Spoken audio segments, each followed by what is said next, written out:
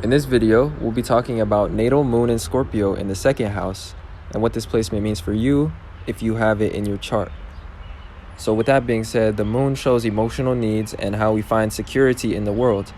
When it is in Scorpio, it is debilitated, meaning that we had a complicated upbringing, or our emotional needs were not fulfilled by the nurturing figure, or we just have very strong needs and that caused us to not feel fulfilled as much as we wanted to.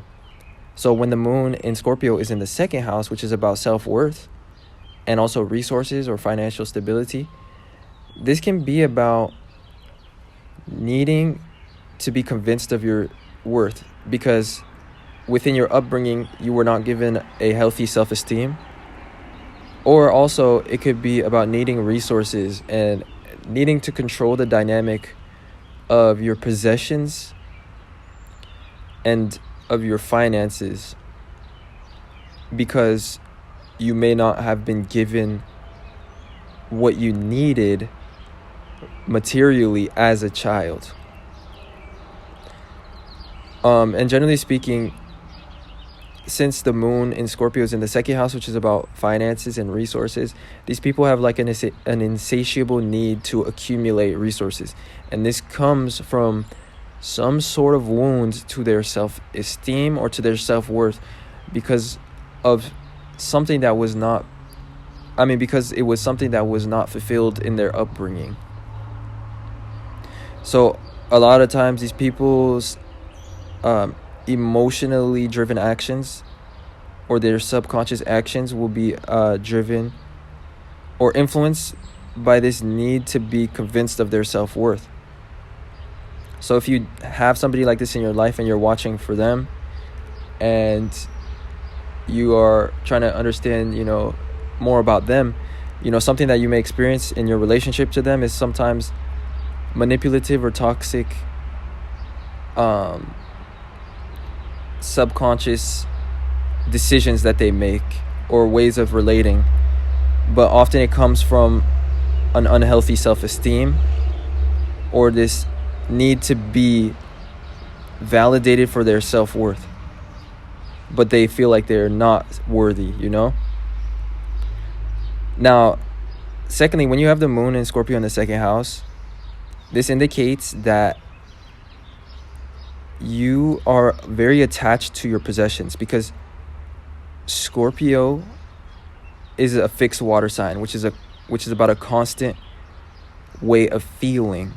And when the moon is here, this shows somebody that constantly feels attached to their possessions or their self-worth. They're constantly fighting to keep those things alive because Scorpio is about endings and death and transformation.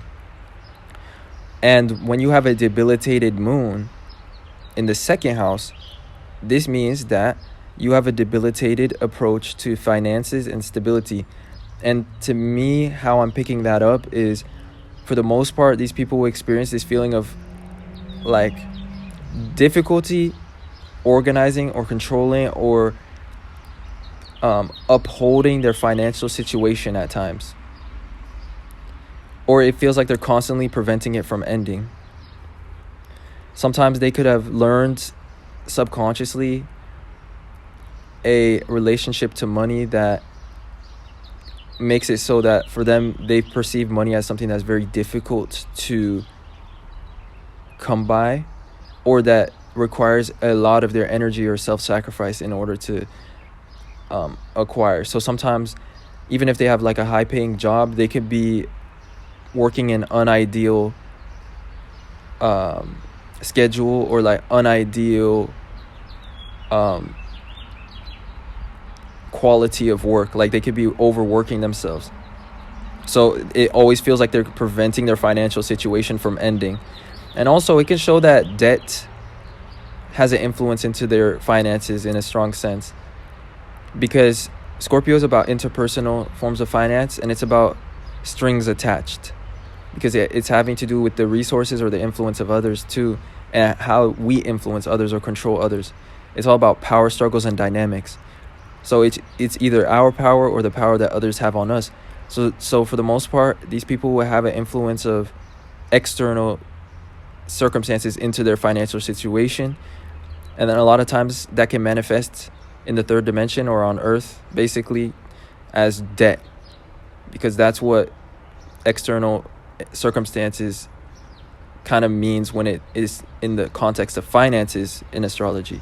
So a lot of times this could be another factor that debilitates their second house, is just simple debt. But to summarize, it's really like this feeling of constantly preventing their financial situation from ending. That can be something that they experience at various points in their life. But for the most part, too, the second house is about talents. So when Scorpio moon is in the second house, this means that is one of their talents. And Scorpio moon is all about conviction and the ability to convince others. So they have a psychological talent, and they are emotionally intelligent people, and that's one of their talents. And they know how to use this to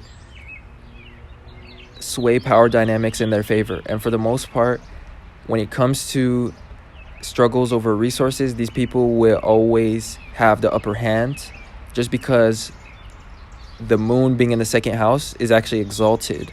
So their moon is at once debilitated but simultaneously exalted. So they have toxic tendencies that do give them the upper hand, especially when it comes to insecurities that influence their actions.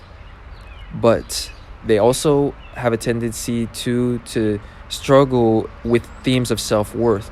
It can feel like no matter what you do when you have this placement, that you are not feeling fulfilled in terms of your self-worth. So this can lead you to constantly be chasing resources or chasing validation of your self-worth through demonstrating your capabilities or through maintaining the investment of others into your life or into yourself. Because a lot of times too, the moon shows us our comfort, and when it's in Scorpio, this is about interpersonal forms of dependence. So these people like sharing resources with others. Like they like being in a situation with a partner or a significant other, and they like sharing wealth with somebody else. But they do have this need to be in control of how the wealth is being organized or used, because Scorpio moon shows control, and it shows somebody who has the upper hand in the dynamics of relationships, and they need their emotions to be put on a pedestal.